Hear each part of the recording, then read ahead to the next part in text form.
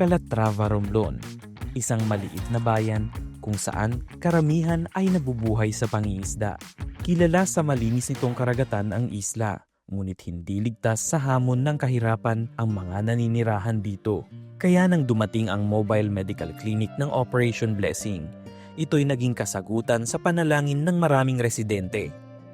Isa na rito ang 62 anyos na mangingisdang si Joseph Falseso, byudo at ama ng 3. Halos 50 taon na siyang nangingisda para sa kabuhayan ng kanilang pamilya. Ngunit sa likod ng kanyang pagsusumikap, may matagal na siyang pasanin, isang nunal na mula pagkabata ay palaki ng palaki.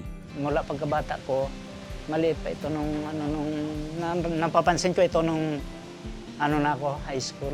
Medyo pinpoint lang. Tapos nung malapit ako mag-graduate, medyo malaki-laki na siya. Tapos nung huli na, malaki na talaga.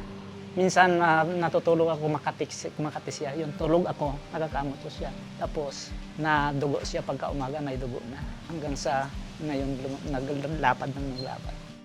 Dahil sa takot at kakulangan sa pera, nagtiis na lang si Joseph sa loob ng maraming taon.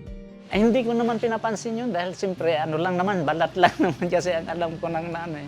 Nung huli na yun, nag-alala na ako na yung malaki ng may mga anak na ako. Ay wala naman akong panggastos. Ay malaki naman talagang gagastos yan ito pag pinaopera. Nang dumating ang mobile medical clinic ng Operation Blessing sa Calatrava, hindi na nagdalawang isip si Joseph na humingi ng tulong. Pagdating ko kanina dito, naggaling ako ng bahay, sabi ko sana matanggal na ito. Sadya ko talaga nagpunta dito na talagang kahit anong mangyari, talagang kalooban ng Lord na gano'n na. Yung kung napupunta kasi dito, kulang yung kagamitan. Ay ngayon kumpleto, kaya natanggal. Kaya pasalamat talaga ako sa Diyos. Sa tulong ng Operation Blessing, natupad na ang matagal na inaasam na operasyon ni Joseph at nakuha niya ito ng libre. Pasalamat ako kay Doc Noy dahil sa kanyang presensya na siyang ginamit ng Diyos para tanggalin sa akin yung nunal ko na lumalapad. Nagpapasalamat ako sa Operation Blessings dahil kung wala yung kanilang dito, presensya, hindi rin matanggal yung aking problema sa nunal. Kaya maraming salamat sa Diyos dahil dumating kayo dito.